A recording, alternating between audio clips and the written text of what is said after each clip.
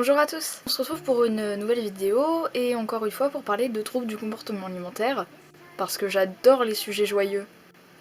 Oui. Donc je vais plus précisément parler de la boulimie et de l'hyperphagie parce que déjà l'anorexie, mis à part pour raconter mon propre vécu, j'ai pas grand chose à dire dessus et parce que je me suis dit que ça pouvait quand même peut-être aider les gens de faire cette vidéo, je l'espère en tout cas. Déjà, même si je l'ai dit dans ma dernière vidéo, je vais réexpliquer ce qu'est la boulimie et l'hyperphagie. Et parce que ce sont deux choses différentes bien que très similaires. La boulimie, c'est le fait de manger énormément de choses de manière totalement incontrôlée et d'ensuite avoir un comportement compensatoire. Donc quand je parle de comportement compensatoire, c'est-à-dire le sport, les laxatifs et les vomissements. Puis aussi le jeûne, je pense que ça compte aussi. Souvent c'est la restriction qui entraîne qui entraîne ces crises et pour ce qui est de la personne souvent ne s'aime pas, ne s'accepte pas, et surtout au niveau corporel, ce qui cache très souvent une dépression. Du coup l'hyperphagie c'est la même chose mais sans comportement compensatoire. Et je l'avais dit dans ma vidéo qu'il y avait un sentiment de plaisir, mais je pense que c'est un peu plus complexe que ça. C'est-à-dire que peu importe que ce soit avec les personnes boulimiques ou hyperphagiques, je pense que parfois il est possible de ressentir un certain plaisir au début de la crise. C'est-à-dire que vous commencez votre crise, vous mangez des choses que vous aimez. Sauf qu'évidemment, au fur et à mesure, évidemment, le plaisir est moins présent. Parce que c'est pas un truc qu'on fait quand on se sent bien. C'est sûrement une erreur que j'ai faite, j'en suis désolée, mais je pense que ça dépend simplement des personnes, mais ce n'est pas récurrent. Ensuite, ce genre de crise, c'est très compliqué à gérer tout simplement parce que c'est pas quelque chose qui est volontaire. C'est pas quelque chose qu'on veut faire. On ne veut pas foncièrement manger, on n'a pas forcément faim, et c'est pas quelque chose qu'on aime faire concrètement. Parce que, évidemment, ces crises entraînent un sentiment de honte, de culpabilité, de dégoût, et c'est pour ça que ça va souvent avec une dépression, comme à peu près tous les troubles du comportement alimentaire, que ça vient de là-dedans.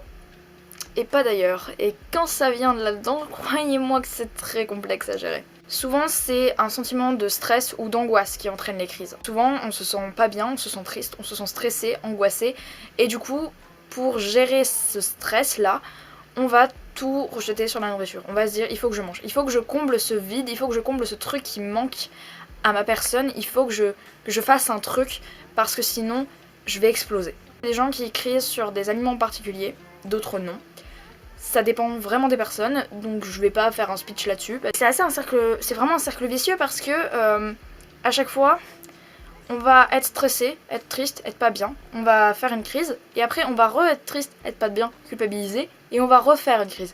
C'est un cercle qui ne s'arrête pas, et qui est incontrôlable, et c'est hyper compliqué. Et donc j'ai fait cette vidéo surtout pour vous expliquer ce que c'était, mais également parce que j'ai envie d'essayer de vous aider, parce que je comprends bien que ce soit très compliqué, et les conseils que je vais donner, ça va être des conseils qui ont marché avec moi, qui je pense pourront marcher avec beaucoup de personnes, même si c'est très compliqué à mettre en place. Je pense qu'au fil du temps, ça ira tout seul. Quand vous faites une crise, souvent, après vous vous punissez.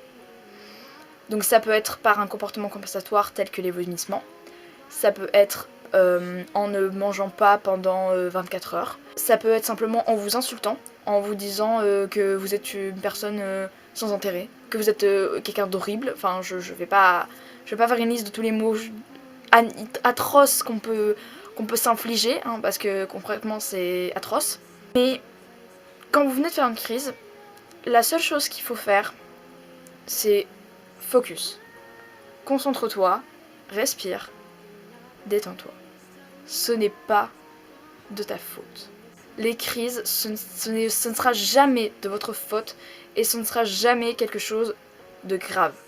Enfin, si, c'est grave parce que c'est une maladie, mais ce n'est pas quelque chose qui va ruiner toute votre vie, qui va tout vous ruiner tout le temps. Non.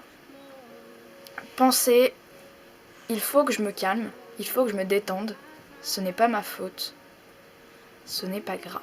Ensuite, quand vous adoptez ce genre de comportement, même si c'est très compliqué à mettre en place, je vous promets, c'est ultra galère parce que à chaque fois on se dit mais non, mais je le mérite pas, mais de toute façon c'est n'importe quoi. Non. En fait, ce qui entraîne les crises, c'est le sentiment de honte, de culpabilité qu'on peut ressentir après une crise justement. Tous ces sentiments négatifs, ça provoque des crises. Donc forcément, si vous n'arrêtez pas de les ressentir, ça va ne faire qu'un cercle vicieux et vous entraîner encore plus dans une dépression en plus de ça. Dites-vous que vous êtes une personne normale, une personne humaine, qui comme tout le monde a des faiblesses, qui comme tout le monde a des problèmes, et votre problème c'est ça. On a tendance aussi à trop se focaliser sur la nourriture. C'est-à-dire que vous vous dites, bah cette personne-là, elle stresse, mais elle ne rejette pas sur la nourriture. Alors c'est la nourriture le problème, donc je vais pas manger, ou je vais éliminer ces aliments, ou je vais faire un régime. Sur quoi il faut se focaliser, c'est votre source de stress, puisque c'est le stress qui entraîne ces crises. La nourriture n'est pas du tout le problème, il faut pas du tout vous compenser. Parce que compenser, ça ne fera pas améliorer les choses. Peut-être pendant un certain temps, vous penserez que oui, alors qu'en vérité, non. Après une crise, détendez-vous. Prenez du temps pour vous-même. Dites-vous que vous êtes juste humaine, une personne humaine, et prenez soin de vous. Faites des choses que vous aimez, vous regardez une série, posez-vous avec un thé, je sais pas. Enfin, si vous n'aimez pas le thé, prenez un café, ou du lait, ou n'importe quelle boisson que vous aimez.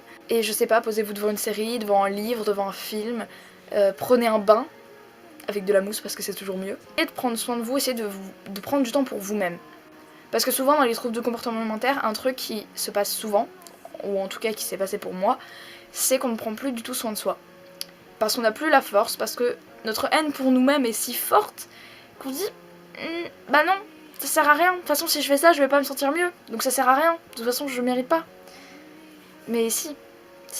Vous pouvez mériter ce petit masque qui vous rendra aussi sexy que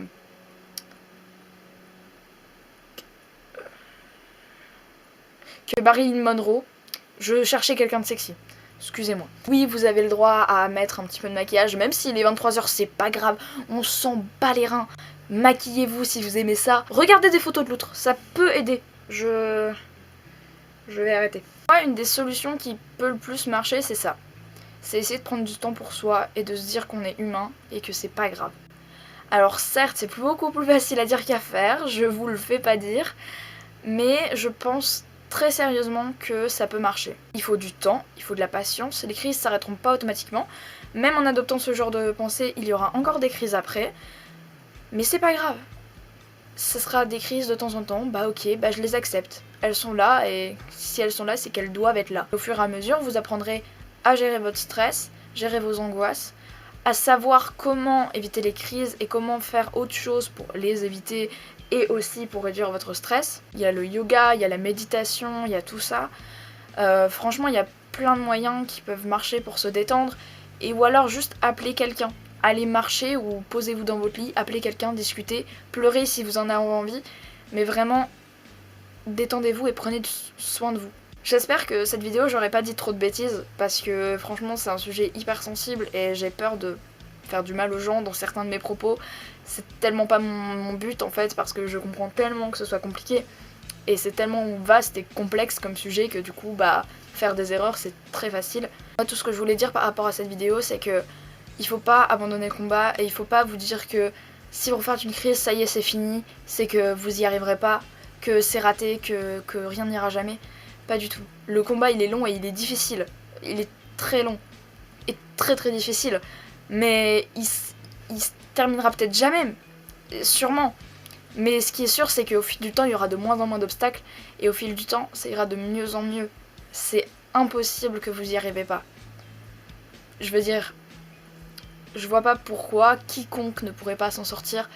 Tout le monde a le droit, tout le monde peut. Je vais juste vous donner un petit peu de courage. J'espère que j'aurai réussi à vous en donner, j'espère que ça vous aura aidé.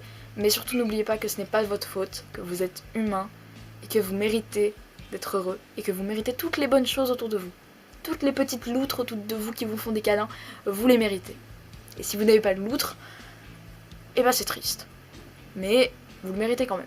J'espère que la vidéo vous aura plu. Je vous laisse. Salut!